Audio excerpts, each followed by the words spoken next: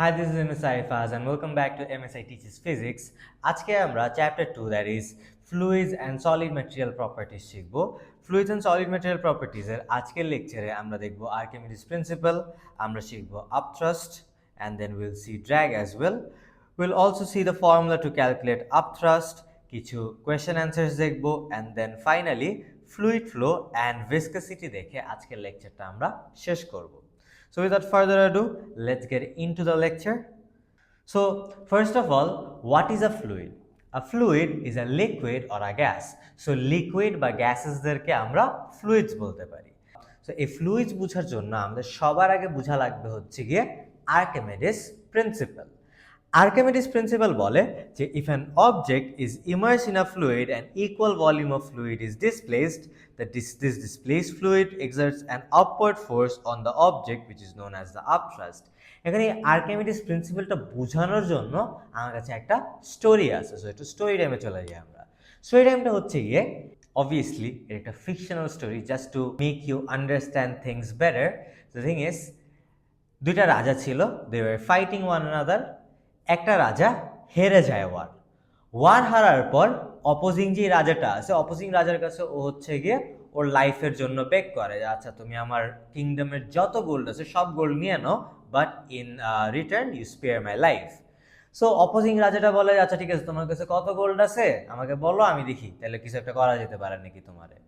So ওই opposing রাজাটাকে হচ্ছে গিয়ে, যে রাজাটা হেরে গেছে ওয়ারটাই, ওই রাজাটা বললো যে আচ্ছা ঠিক আছে, আমার কাছে একটা এরকম অ্যামাউন্ট অফ গোল্ড আছে। কারণ অবভিয়াসলি একটা কিংডমের গোল্ড তো অনেক হিউজ হয়। অপোজিং রাজা বলছে তুমি যে মিথ্যা কথা বলতেছো না, এটা আমি কেমনে বুঝলাম। তখন ও একটা সায়েন্টিস্ট ডাকছে। Scientist was called Archimedes. Archimedes কাইসা বলছে যে ভাই এই যে দেখো, এই হইতেছে কি ওর কিংডমের গোল্ড, তুমি এটা মেজার করে দাও। তুমি যদি এটা মেজার করে না দিতে পারো কালকের মধ্যে, I will kill you.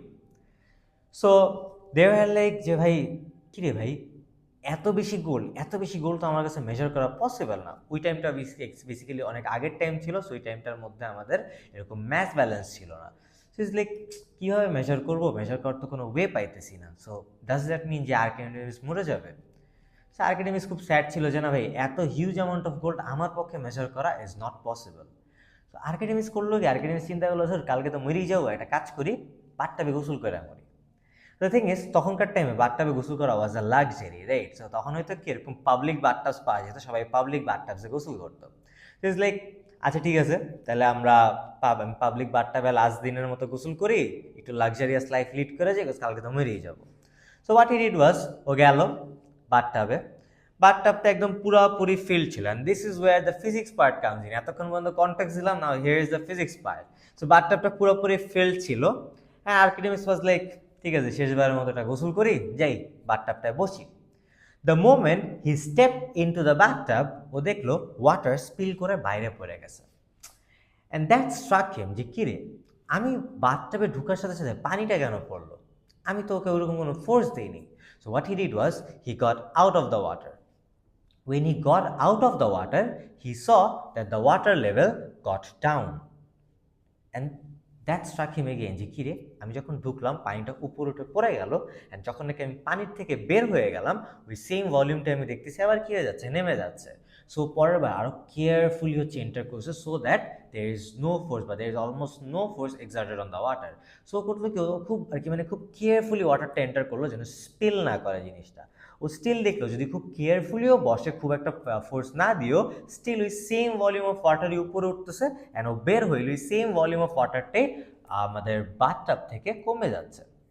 So ওইখান থেকে ওর মাথায় একটা আইডিয়া আসছে। সো দ্যাট মিনস যে আমার বডির যে ভলিউমটা, আমি যখন বেসিক্যালি বাথটাবটার মধ্যে বসি, আমার বডির যতটুকু ভলিউম আছে ততটুকু ভলিউম অফ ওয়াটার ডিসপ্লেস হয়ে উপরে চলে আসতেছে, অ্যান্ড যখন নাকি আমি ওয়াটার থেকে বের হয়ে যাচ্ছি, আমার বডির যতটুকু ভলিউম আছে ঠিক ততটুকু ভলিউম অফ ওয়াটার আবার হচ্ছে গিয়ে নিচে নেমে চলে আসতেছে। যখন নাকি একটা ফ্লুইডের মধ্যে একটা অবজেক্ট সাবমার্জড হয়ে যায়, দ্যাট ইজ ডুবে যায়, তখন কি হবে, অবজেক্টটার যতটুকু ভলিউম অফ ওয়াটার বা ততটুকু volume of the fluid rise করে আসে। অ্যান্ড যখন নাকি আমরা অবজেক্টটাকে আবার বের করে ফেলি, ওর ভলিউমটা তো মিসিং হয়ে গেছে। সো ওই জায়গাটা কি এমটি আছে, সো ওই জায়গাটাকে আবার ফিল করার জন্য ওয়াটার লেভেলটা নিচে নেমে আসে। সো এরপর যদি আমরা স্টোরিটা একটু কন্টিনিউ করি, আর্কিমিডিসের মাথায় তখন সেই একটা আইডিয়া আসলো যে সব গোল কি করবে, সব গোল পানির মধ্যে ফালায় দিবে, ও পানির দেখবে ভলিউমটা কতটুকু রাইজ করলো, সো কি পেয়ে যাবে, যতটুকু ভলিউমটা রাইজ করছে that is the volume of gold. So ওর কাছে যদি ভলিউম অফ গোল্ড থাকে, ও ডেনসিটি অফ গোল্ড অলরেডি জানে, ঠিক আছে। সো ওর কাছে যদি ডেনসিটি থাকে, ভলিউম থাকে, density equals to mass by volume করলে ও গোল্ডের ম্যাস বের করতে পারবে। So that is how he saved his life, and that is how Archimedes principle also came in.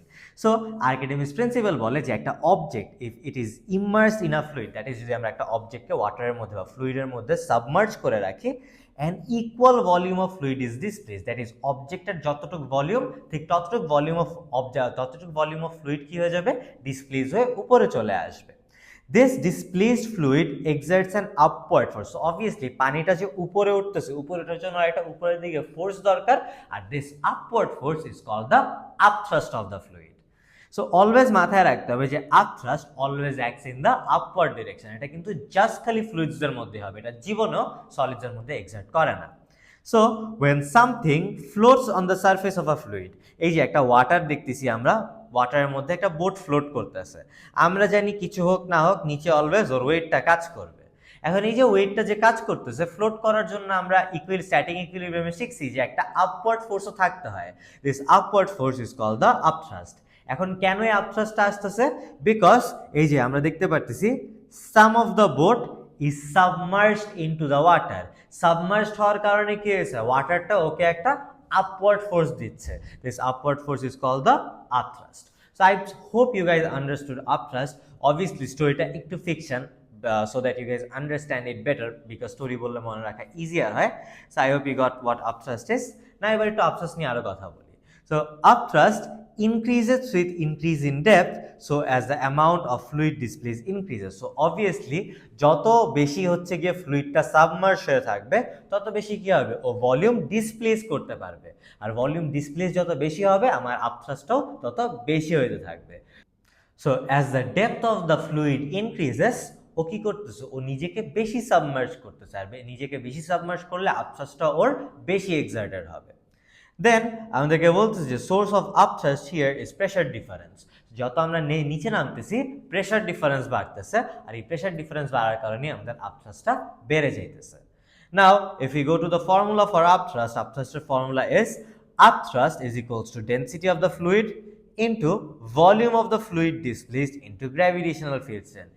একটু মাথায় রাখবেন, ডেনসিটি অফ দ্য ফ্লুইড মানে তো বুঝতেছি যে ফর এক্সাম্পল ওয়াটারের মধ্যে যদি আমরা সাবমার্জ করি, আমরা ওয়াটারের ডেনসিটি নিব। ভলিউম অফ ফ্লুইড ডিসপ্লেস মানে কিন্তু ফ্লুইডটার ভলিউম না, দ্যাট ইজ ওয়াটারের ভলিউমটা না, কিন্তু volume of the fluid displace মানে যতটুকু ফ্লুইডটা উপরে উঠে গেছে। সো ফর এক্সাম্পল আমরা যখন নাকি অবজেক্টটাকে সাবমার্জ করব, ইনিশিয়াল একটা ওয়াটার লেভেল ছিল, দেওয়ার পর কি হয়েছিল, গোলটা ওয়াটার লেভেলটা রাইজ করছে না, সো যতটুকু লেভেল রাইজ করছে that is the volume of the fluid displaced into gravitational field strength করলে আমরা আমাদের আপথ্রাস্টের ভ্যালুজ পেয়ে যাব। সো আপথ্রাস্ট ইকুয়ালস টু রো ভিজি। সো এখান থেকে আমরা আপথ্রাস্টের ডেফিনেশন এন্ড আপথ্রাস্টের ফর্মুলা দেখলাম। নাও let's go to drag. আমরা জানি drag কি, drag is a resistive force that acts opposite to the motion of travel. So কোনো কিছু যদি সামনের দিকে মুভ করে, drag তখন পিছের দিকে কাজ করে, পিছের দিকে মুভ করলে dragটা তখন সামনের দিকে কাজ করবে। So drag always acts opposite to the motion. এখানে এটাই বলতেছে যে drag is a resistive force that acts opposite to the motion of the moving object. Drag কিন্তু কোনো সময় স্টেশনারি অবজেক্টসে কাজ করে না, ড্র্যাগ কাজ করার জন্য অবশ্যই অবজেক্টটার মুভ করতে হবে। সো ফর এক্সাম্পল আমরা যেখানে একটা এক্সাম্পল দেখতেছিলাম, এখানে the object was not moving and therefore এখানে ওর কোনো ড্র্যাগ ফোর্সও নাই। অন দ্য আদার হ্যান্ড যখন নাকি অবজেক্টটা মুভ করা স্টার্ট করবে, লেটস একটা ফ্লুইড দিয়ে নিচে নামতেছে বা ফ্লুইডটা উপরে উঠতেছে, মুভমেন্ট করার সময় there will always be a drag force, unless ওরা কোয়েশ্চেনে বলে দিতেছে যে ড্র্যাগ ফোর্স নেগলিজিবল ধরতে। সো দেন আমরা এখানে সেকেন্ড পয়েন্টে দেখতেছি লেখা আছে যে air resistance is a special name given to drag in air. So drag force হচ্ছে গিয়ে রেজিস্টিভ ফোর্সকে বলা হয়, মোশনের উল্টা দিকে যে ফোর্সটা কাজ করে that is called drag force. আমরা এয়ার রেজিস্ট্যান্সকেও ড্র্যাগ ফোর্স বলি, বেসিক্যালি ড্র্যাগ ফোর্স ইন এয়ারের একটা ফ্যান্সি নেম হচ্ছে গিয়ে air resistance. So what I suggest is কোনো সময় এয়ার রেজিস্ট্যান্স ওয়ার্ডটা এএস বা A2 ফিজিক্সে ইউজ না করতে, এয়ার রেজিস্ট্যান্সের থেকে ড্র্যাগ বলাটা ইজ ওয়ে বেটার, ঠিক আছে, দেখবেন মাস কিমো এয়ার রেজিস্ট্যান্সটা খুব রেয়ারলি ওরা ইউজ করে, they mostly use the word drag force. So drag does not act if an object is stationary. The object must be moving in order to have drag. So obviously drag থাকার জন্য objectটা must be moving. Stationary থাকলে drag কাজ করবে না. This is what we discussed earlier as well. So now let's look into the formula to calculate upthrust. আমরা upthrust-এর formula already দেখলাম. Upthrust-এর formula হচ্ছে গিয়ে rho vg. Now the thing is, when something float করলে, এই যে দেখেন এখানে একটা জিনিস ভেসে আছে, ফ্লোট করা মানে it is in equilibrium, and if it is in equilibrium তাহলে ওর ফোর্সেস ব্যালেন্স থাকবে। If the forces are balanced, we can say that the upward forces is equal to the downward forces. Now the upward force acting on a floating object is upthrust, and the downward force acting is called the weight. So আমরা বলতে পারি যে when something is floating, weight will be equal to the upthrust. Weight আমরা কার নিব? আমরা জানি ওয়েটের formula হচ্ছে mg, ম্যাস নিতে হবে অবশ্যই আমাদের অবজেক্টটা আমরা এখানে একটা স্পিয়ার চিন্তা করতেছি। সো আমরা এখানে বললাম যে ওয়েটের ফর্মুলা mg, আমরা ম্যাস অফ দ্য স্পিয়ার নিতেছি ইনটু g করতেছি। And then upthrust formula আমরা শিখছি upthrust equals to rho vg, where rho but density is the density of the fluid, volume is the volume of the fluid that is displaced. এই volume of the fluid displace কিন্তু basically আমার এই স্পিয়ারটারই volume, because স্পিয়ারটা ঢালার পরে কি হয়েছে, আমার ফ্লুইডটা ডিসপ্লেস হয়েছে। সো যে এক্সট্রা যে ডিসপ্লেসটা হচ্ছে ভলিউমটা আসতেছে because of the sphere. So স্পিয়ারের ভলিউমটা হচ্ছে গিয়ে volume of the fluid displaced into gravitational field strength which is জি।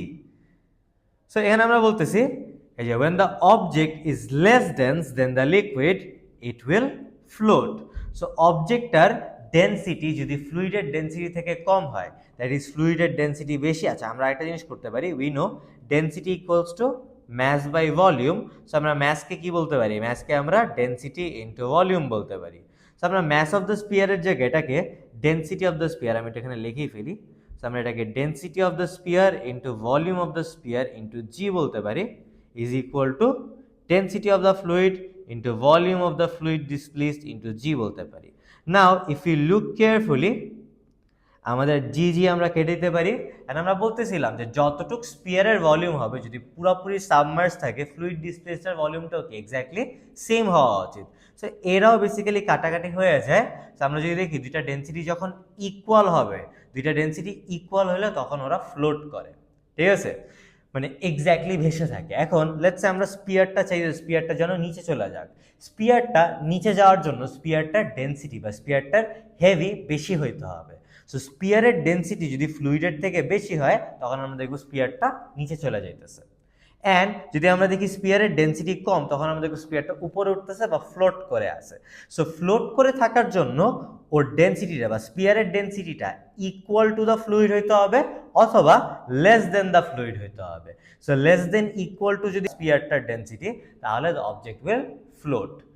আর যদি ডেনসিটিটা স্পিয়ারের মোর দেন দ্য ফ্লুইড হয়ে যায়, ইন দ্যাট কেস আমার স্পিয়ারটাকে আমরা দেখবো স্পিয়ারটা নিচে সিঙ্ক করে যাইতেছে।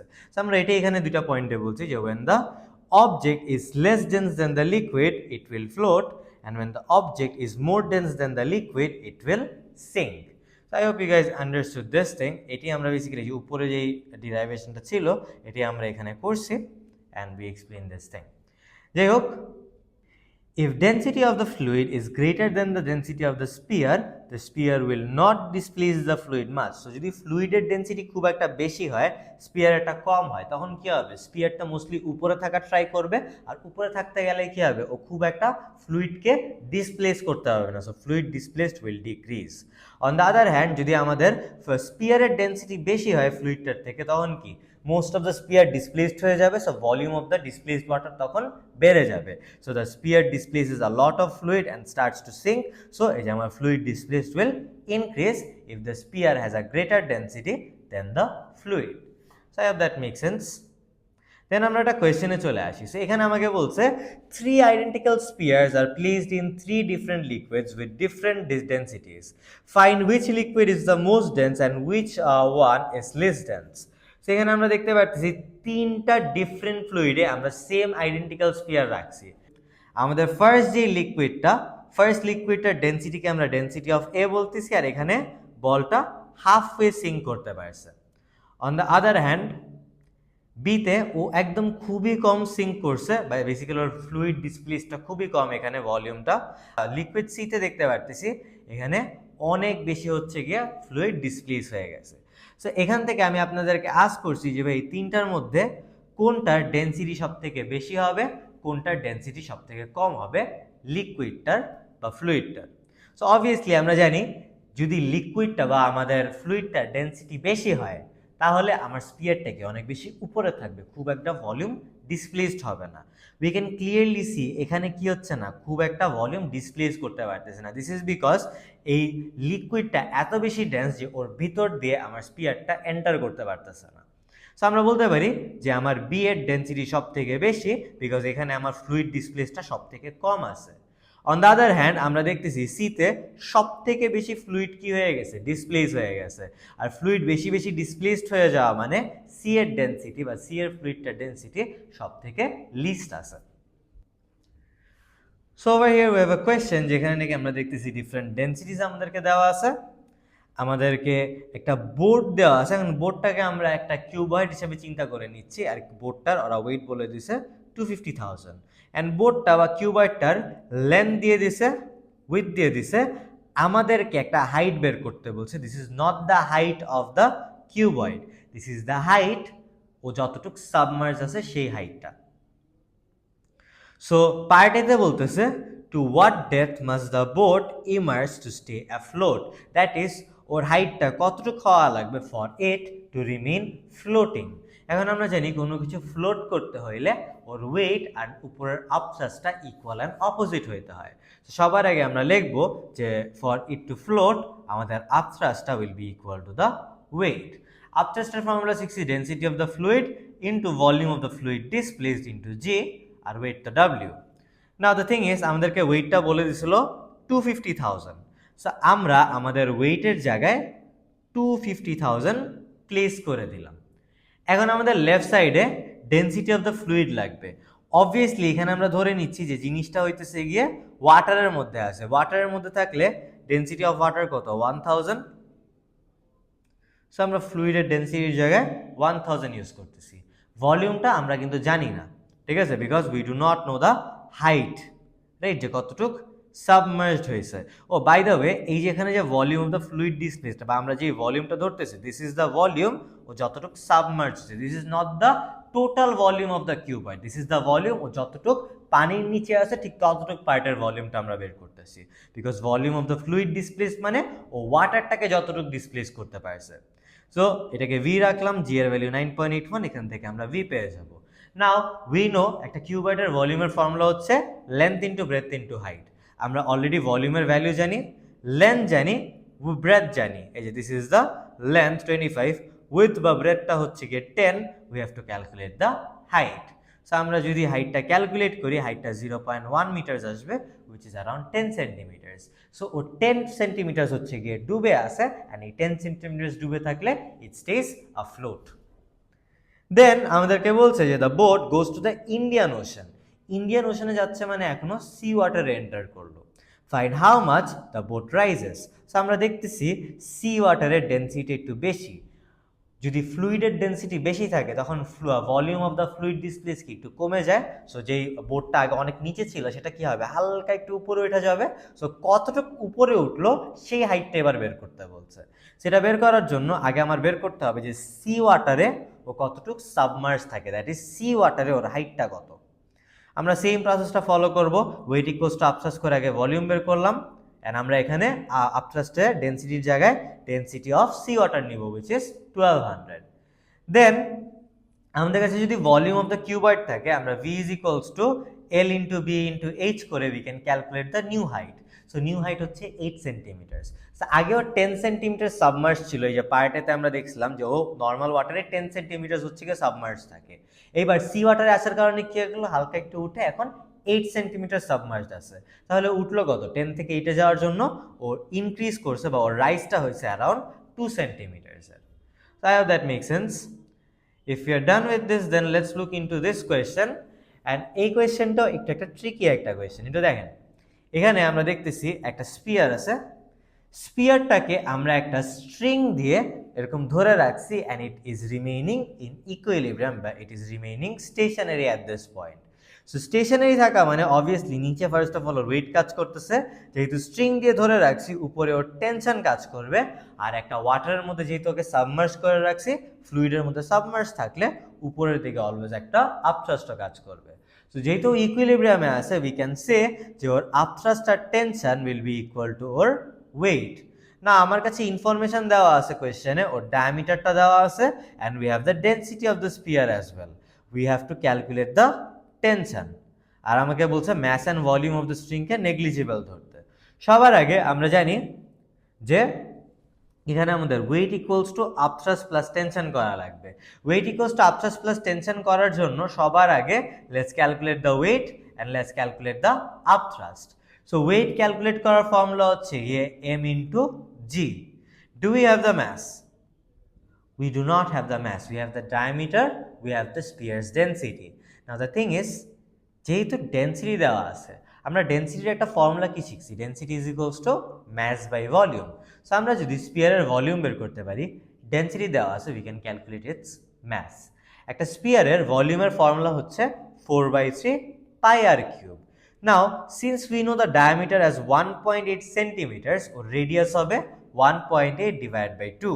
সো 1.8 ডিভাইড বাই 2 আর 4/3 পাই আর কিউব যদি করি আমরা ফর্মুলা অ্যাপ্লাই করলে আমাদের ভলিউম অফ দ্য স্পিয়ার আসতেছে 3.05 centimetre cube. Now the thing is we have the volume, ডেন্সিটিটা যদি একটু খেয়াল করি, ডেন্সিটিটা 8.23 গ্রামস পার সিএম কিউব আছে। সো আমরা ডেন্সিটিটা আর ভলিউমটা মাল্টিপ্লাই করে দিলে according to the formula density equals to mass by volume, আমরা ম্যাস পেয়ে যাব হচ্ছে গিয়ে অ্যারাউন্ড 0.0251 কেজি। সো অ্যান্সারটা গ্রামসে আসতেছিল, আমি ফাইনালি ডিভাইড বাই 1000 করে ওকে কেজিতে কনভার্ট করে নিছি। So if you have the mass, ম্যাসের সাথে জি কে মাল্টিপ্লাই করলে we will get the weight of the sphere. So wait পেয়ে গেলে নেক্সট কাজ হচ্ছে গিয়ে আমার এখন আপথ্রাস্ট ক্যালকুলেট করতে হবে। উই নো আপথ্রাস্টের ফর্মুলা হচ্ছে গিয়ে রো ভি জি। সো আমাদের density of the spear is, sorry we will not be using density of the spear because আমরা জানি আপথ্রাস্টে আমাদের হচ্ছে গিয়ে অলওয়েজ ফ্লুইডের ডেন্সিটি ইউজ করতে হয়, অ্যান্ড সিন্স ইটস ওয়াটার আমরা ওয়াটারের ডেন্সিটিটা বাই দ্য ওয়ে এটা মুখস্থ রাখতে হবে, ওয়াটারের ডেন্সিটি ইজ 1000। সো আমরা 1000 ইউজ করতে পারি ডেন্সিটির জায়গায়। So let's use 1000 for density. ভলিউমটা নিলাম হচ্ছে গিয়ে স্পিয়ারের volume which is 3.05 centimetre cube. By the way centimetre কিউবকে মিটার কিউবে কনভার্ট করতে হলে 10 টু দি পাওয়ার -6 দিয়ে মাল্টিপ্লাই করি আমরা, অ্যান্ড দেন জি এর জায়গায় আমরা 9.81 ইউজ করলাম। Then finally will get the upthrust as well. নাও আমরা জানি upward forces equals to downward forces, so upthrust plus tension will be equal to the wait.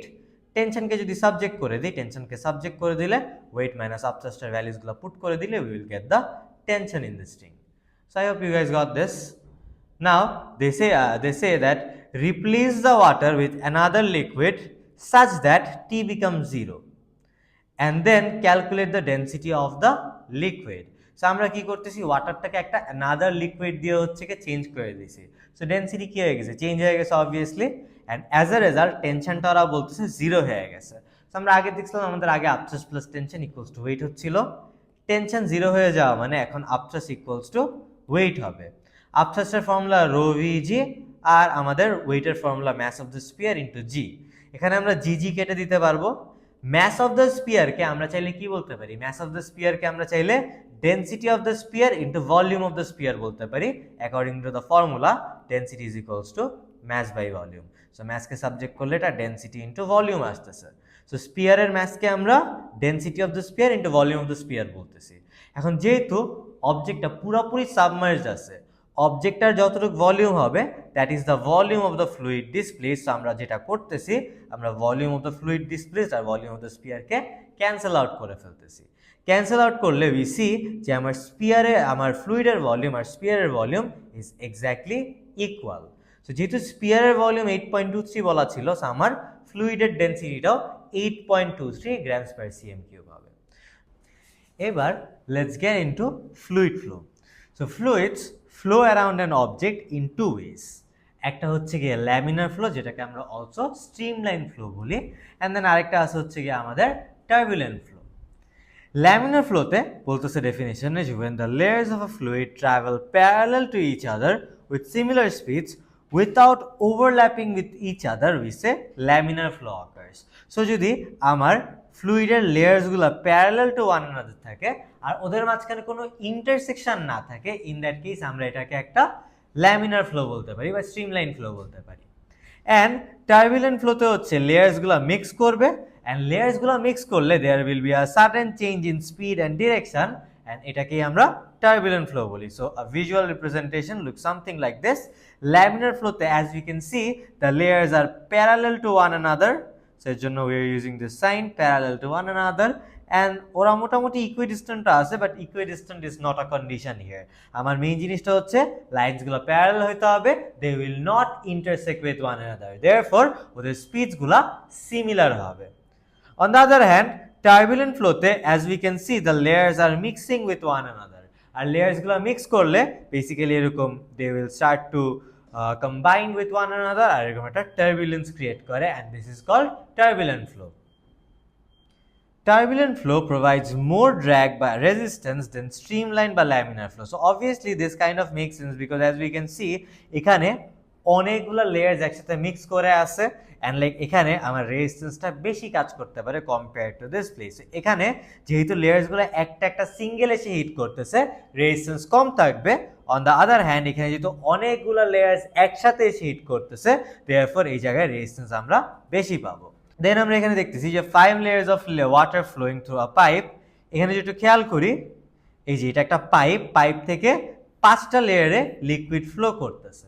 এখন 5টা লেয়ারের মধ্যে মাঝখানে যে 3 নম্বর লেয়ারটা আছে আমরা দেখতেছি এটা সব থেকে ফাস্ট মুভ করে চলে আসতেছে, সেকেন্ড অ্যান্ড ফোর্থ তার থেকে একটু স্লো, আর 1 আর 5টা তার থেকেও বেশি স্লো বা সব থেকে slowest. Now the thing is why is 1 and 5 so slow and 3 এত ফাস্ট কেন? It's because 1 and 5 যখন মুভ করবে 1 and 5 একটা এক্সট্রা ফ্রিকশন এক্সপিরিয়েন্স করবে with the wall of the pipe, আর ওয়াল অফ দ্য পাইপের সাথে যখন ও লেগে আসার ট্রাই করবে এই ফ্রিকশনটার কারণে it will slow it down, and slow করে দেওয়ার কারণে ও সব থেকে লাস্টে ট্রাভেল করে বের হবে। তার থেকে একটু ফাস্ট ট্রাভেল করবে 4 আর 2, আর সব থেকে লিস্ট রেজিস্ট্যান্স ফিল করবে যেই লেয়ারটা নাকি মাঝখান দিয়ে ফ্লো করতেছে। সো আমরা দেখবো মাঝখানের লেয়ারটা সব থেকে আগে ফ্লো করে চলে আসতেছে। সো ইফ উই সি এখানে লেখা আছে layer 1 and 5 experience friction with the wall of the pipe and thus travel the slowest. Layer 2 and 4 experience less friction than 1 and 5, thus they travel faster than them, and layer 3 travels in the fastest way since it has the least friction. So I hope that makes sense. এইবার একটা খুবই important পার্টে চলে আসি। So যখন একটা pipe দিয়ে পানি পড়ে আমরা ইউজুয়ালি পানিটা কি দেখি, একটা থিন লেয়ারে পড়তে দেখি না? লাইক ইভেন তো আমার পাইপটা এত বড় একটা ক্রস সেকশন এরিয়া আছে, বাট স্টিল আমরা কি দেখি একটা থিন লিকুইড বা thin layer of liquid fall করতেছে। Why is it? It's because মাঝখান দিয়ে যদি একটু খেয়াল করেন মাঝখানের যে লেয়ারটা এই লেয়ারটা সবার আগে চলে আসে, দেন এই লেয়ারগুলো আসেন, এই লেয়ারগুলো এসে যখন দেখে একটা লেয়ার অলরেডি চলে গেছে ওরা ওকে জয়েন করে ফেলে, দেন সাইডের লেয়ার্সগুলো একটা পয়েন্টে এসে জয়েন করে ফেলে, জয়েন করে দেখা যায় এই নিচের দিকের লেয়ারটা, এই যে নিচের লেয়ারটা খুবই একটা স্ট্রং ফোর্স দিয়ে যায়, বাট ইনিশিয়ালি ফার্স্টের দিকে ওরা কি করে, দে কম্বাইন টুগেদার, সো ওরা একটা থিন স্ট্রিম দিয়ে ফ্লো করে দেয়ারফর। এখন আমি যদি ফোর্সটা খুব বাড়ায় দিই, লেটস আমি আমাদের যে ট্যাপটা আছে ট্যাপটা যদি আমি আরো ফাস্টার পড়ার জন্য ওপেন করে দিই তখন কি হয়ে যাবে, ফোর্সটা বেড়ে যাবে, ফোর্সটা গেলে ফ্রিকশনটাও একটু রিডিউস হয়ে যায়, তখন আমরা দেখি যে পানিটা না ঠিক আছে একদম পুরো ফুল ফোর্সে পড়া স্টার্ট করতেছে। বাট আমরা যদি খুব একটু হালকা করে ট্যাপটা খুলি তখন আমরা দেখতে পারি এরকম থিন লেয়ার অফ লিকুইড পড়তেছে। অ্যান্ড কেন থিন লেয়ার অফ লিকুইড পড়তেছে হোপফুলি এখন আপনারা বুঝবেন। এবার ভিসকাসিটিতে চলে আসি। Viscosity is the property of fluid to resist the movement of an object flowing through it. So এই যে আমরা যখন লেটস সে কথা সুইমিং পুলে নামি, সুইমিং পুলে নেমে যখন হাঁটার ট্রাই করি আমরা তো নর্মাল এয়ারে হাঁটি যেমন তেমন তার রেজিস্ট্যান্স ফিল করি না, তার থেকে বেশি রেজিস্ট্যান্স ফিল করি। আমরা দেখি যে ওয়াটারে হাঁটতে গেলে আমাদের একটু ডিফিকাল্টিটা বেশি হইতেছে। কেন বেশি হইতেছে? ইটস বিকজ ওয়াটারের viscosity is more than the viscosity of air. So viscosity is basically যখন এই কোনো কিছু মুভ করে একটা ফ্লুইডের থ্রুতে, ওই ফ্লুইডটা ওকে যে রেজিস্টিভিটিটা প্রোভাইড করে সেটাকে আমরা ভিসকাসিটি বলি। So viscosity depends on temperature. কিভাবে ভিসকোসিটি টেম্পারেচারের সাথে রিলেটেড? সো ফর এক্সাম্পল লিকুইডসের জন্য ভিসকোসিটি আর temperature they are inversely proportional to one another. That means একটা লিকুইডের টেম্পারেচার যত বেশি হবে ওর ভিসকোসিটি তত কম হবে, বা ওর টেম্পারেচার যত হচ্ছে গিয়ে কম হবে ভিসকোসিটি ওর তত বেশি হবে। নাও দ্য থিং ইজ, এটা আমরা কিভাবে প্রুফ করতে পারি? সো লেটস সে আপনাদের কাছে একটা কেচাপ আছে, কেচাপটা আপনি একদম হচ্ছে গিয়ে ফ্রিজ থেকে বের করছেন, ফ্রিজ থেকে বের করার পর ঢালার সময় কি হবে, এটা ইউজুয়ালি ফ্লো করতে চায় না, ওকে কি অনেক ঝাঁকাইতে হয়, ঝাঁকাইলে পরে গেলে এটা ফ্লো করে আসে, রাইট? সো এই যে একটা অবজেক্ট, এটা basically ketchup, it's a liquid, right? লিকুইডটা ঠান্ডা অবস্থায় কি করতে যাচ্ছে না, ফ্লো করতে যাচ্ছে না, হুইচ মিনস ওর ভিসকোসিটি অনেক বেড়ে গেছে। সো টেম্পারেচার কম থাকলে ভিসকোসিটি আমাদের বেশি আসতেছে। অন দ্য আদার হ্যান্ড, আমরা যদি এই সেম কেচাপটাকে আগে হচ্ছে গিয়ে মাইক্রোওয়েভ ওভেনে নিয়ে হিট করি, ওর টেম্পারেচার বেড়ে যাবে। টেম্পারেচার বেড়ে গেলে আমরা যদি ওকে ঢালি, দেখবো খুব ইজিলি ফ্লো করে চলে আসতেছে। সো এই যে টেম্পারেচার বাড়ায় দিলে যে ও ফ্লো করতেছে, দ্যাট মিনস ওর ভিসকোসিটি কমে যাচ্ছে। So viscosity is related to the rate of flow of fluid. ফ্লুইডটা যত ফাস্ট মুভ করবে বা ফ্লুইডের ভিতর দিয়ে যত ফাস্ট একটা অবজেক্ট মুভ করতে পারবে, ওর ভিসকোসিটি তত কম। And obviously যত ডিফিকাল্ট বেশি হবে মুভ করা, তত ভিসকোসিটি আমাদের বেশি। Now let's look into an experiment. So we are looking at viscosity experiment in the lab. So first things first, আমাকে বলছে take glycerin in a test tube and put the test tube in a refrigerator. So আমরা একটা test টিউবের মধ্যে glycerine দিলাম, দিয়ে we are going to store it. Now once the liquid cools, take it out and release a metal sphere on the test tube. Make sure to start the stopwatch immediately as you release the ball to record time accurately.